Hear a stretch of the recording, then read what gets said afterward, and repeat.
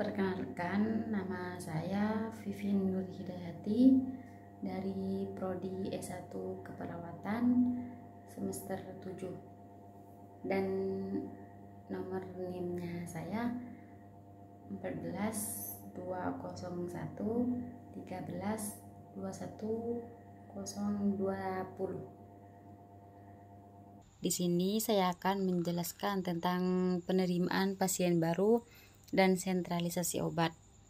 Yang pertama, penerimaan pasien baru merupakan salah satu bentuk pelayanan kesehatan yang komprehensif, melibatkan pasien dan keluarga, di mana sangat mempengaruhi mutu kualitas pelayanan. Pemenuhan tingkat kepuasan pasien dapat dimulai dengan adanya suatu upaya perencanaan tentang kebutuhan asuhan keperawatan sejak masuk sampai pasien pulang. Penerimaan pasien baru yang belum dilakukan sesuai standar, maka besar kemungkinan akan menurunkan mutu suatu kualitas pelayanan yang pada akhirnya dapat menurunkan tingkat kepercayaan pasien terhadap pelayanan suatu rumah sakit.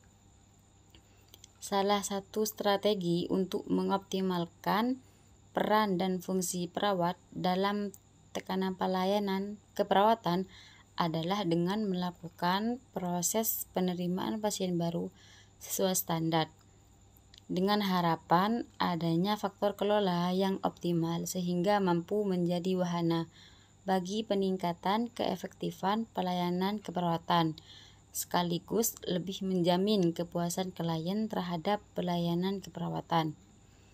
Penerimaan pasien baru adalah suatu cara dalam menerima kedatangan pasien baru pada suatu ruangan. Penerimaan pasien baru disampaikan beberapa hal mengenai orientasi ruangan perawatan medis dan tata tertib ruangan. Tujuan penerimaan pasien baru yaitu sebagai berikut. Yang pertama, menerima dan menyambut kedatangan pasien dengan hangat dan terapeutik. Yang kedua, meningkatkan komunikasi antara perawat dengan pasien. Yang ketiga, mengetahui kondisi dan keadaan pasien secara umum. Yang ketiga, mengetahui kondisi dan keadaan pasien secara umum. Yang ketiga, menurunkan tingkat kecemasan pasien saat melakukan pemeriksaan. Tahap pelaksanaan penerimaan pasien baru. Pasien datang di ruangan diterima oleh kepala ruangan atau perawat primer atau perawat yang diberi delegasi. Perawat menunjukkan kamar atau tempat tidur klien dan mengantar ke tempat yang telah ditetapkan.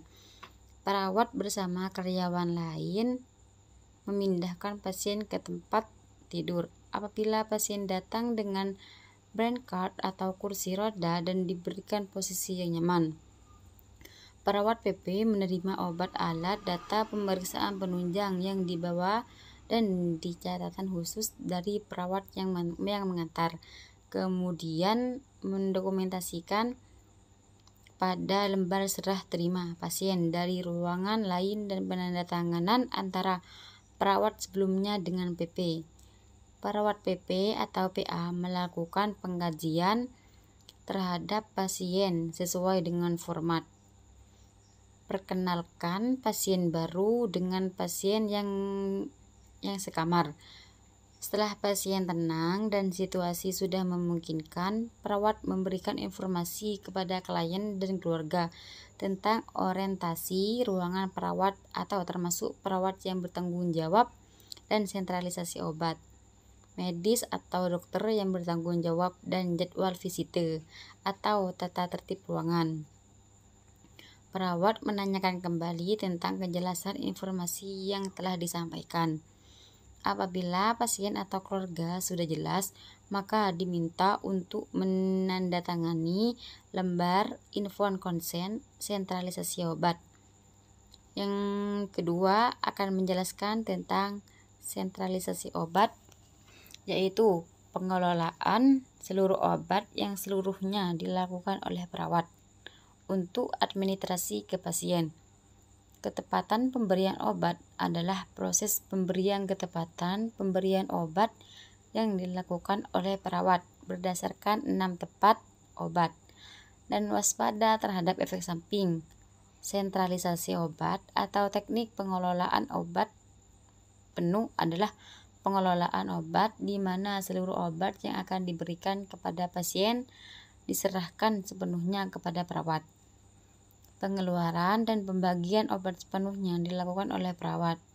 Pengaturan terkait pengelolaan obat disesuaikan dengan kebijakan yang berlaku di setiap institusi. Teknik pemberian obat kepada pasien dapat dilakukan melalui beberapa cara. Di antaranya, yang pertama bisa dilakukan dengan oral, kedua parenteral, yang ketiga rektal, dan yang keempat vagina, kelima kulit, keenam mata, ketujuh telinga, dan yang terakhir bisa dimasukkan dengan hidung. Pemberian dilakukan dengan menggunakan prinsip 5 tepat, yakni tepat nama pasien, tepat nama obat, tepat dosis obat, tepat cara pemberian, dan tepat cara waktu pemberian. Aspek 6 tepat pemberian obat meliputi tepat pasien, tepat obat, tepat dosis, tepat waktu, tepat cara, dan tepat dokumentasi. Selanjutnya di sini saya akan menceritakan tentang pengalaman praktik saya ketika di rumah sakit terkait penerimaan pasien baru. Ketika di IGD pasien datang, kita langsung melakukan pengecekan tanda-tanda vital dan menyuruh keluarga pasien untuk melakukan pendaftaran di ruang administrasi. Setelah selesai melakukan pendaftaran di ruang administrasi, kita selesai melakukan cek tanda-tanda vital, lalu berikan kertas triase kepada dokter dan mengantarkan pasien ke ruang IGD. Setelah itu akan dicek oleh dokter dan diberikan perawatan seperti infus atau obat. Setelah dilakukan perawatan oleh dokter dan keadaan pasien membaik, jika dokter menyuruh pasien bisa dipindah ke ruang inap, maka pasien akan dipindah ke ruangan inap dan mengkonfirmasi kepada perawat ruangan yang akan ditempatkan pasien tersebut dan mengantarkan pasien tersebut ke ruangan. Setelah di ruangan, perawat akan memeriksa tanda-tanda vital dan membenarkan infus dan juga bisa membenarkan kateter jika pasien menggunakan kateter. Atur posisi pasien senyaman mungkin, dan setelah selesai melakukan perawatan, perawat ruangan kembali ke ruangan dan perawat IGD melakukan operan dengan perawat ruangan untuk menjelaskan tentang pasien tersebut. Setelah selesai operan, pasien IGD biasanya langsung kembali ke ruang IGD, bisa kembali ke ruang IGD dengan membawa tempat tidur pasien atau bed pasien ke ruang IGD tersebut dan mengganti tempat tidurnya dengan tempat tidur yang dimiliki oleh ruang inap tersebut. Setelah mau diantarkan pasien dari ruang IGD mau ke ruang inap, biasanya kita sebagai anak praktek disuruh untuk ikut mas-mas atau mbak seniornya kita untuk mengantarkan pasien tersebut ke ruang inap, biar kita mengetahui gimana cara melakukan operan. Penilaian untuk pengalaman praktik saya, yang pertama itu biasanya saya tidak melakukan kontrak lanjut, dan yang kedua kadang tidak menyebutkan nama, cuman menyebutkan tujuan melakukan perawatan tersebut, namun tidak menyebutkan nama.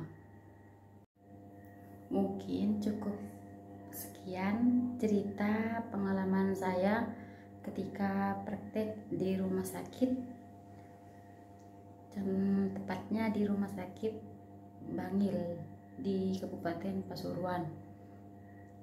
Ini tugas dari mata kuliah Manajemen Keperawatan dari dosen Ibu Iin Aini Isnawati.